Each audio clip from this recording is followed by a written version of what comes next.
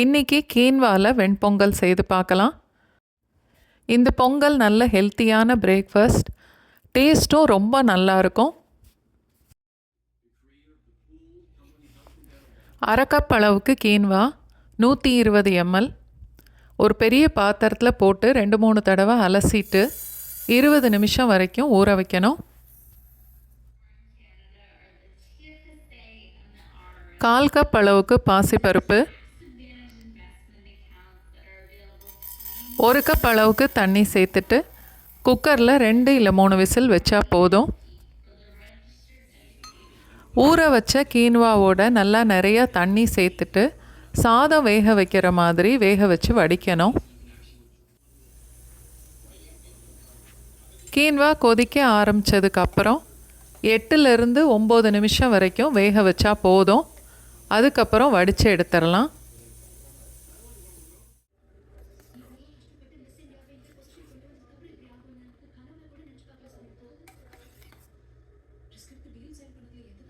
சாதம் வடிக்கிற மாதிரி கொஞ்சம் கூட தண்ணியே இல்லாமல் வடித்து எடுத்துடணும்.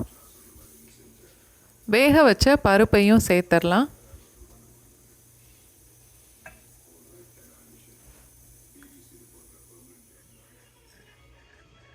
தாளிக்கிறதுக்கு 2 டேபிள் ஸ்பூன் அளவுக்கு நெய் சேர்த்துட்டு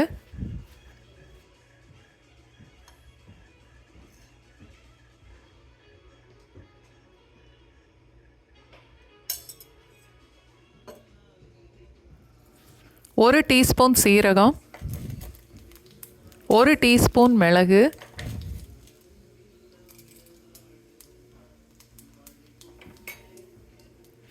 2-3 டேபிள் ஸ்பூன் அளவுக்கு முந்திரி பருப்பு,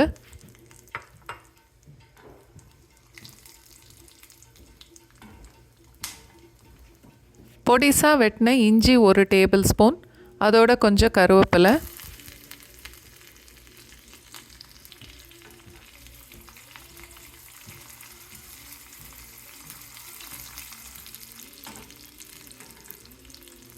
கால் டீஸ்பூன் பெருங்காயம்,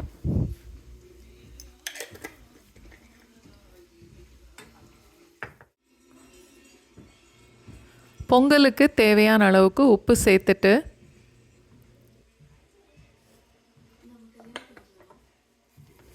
தாளிச்சதையும் எடுத்து சேர்த்துறணும்.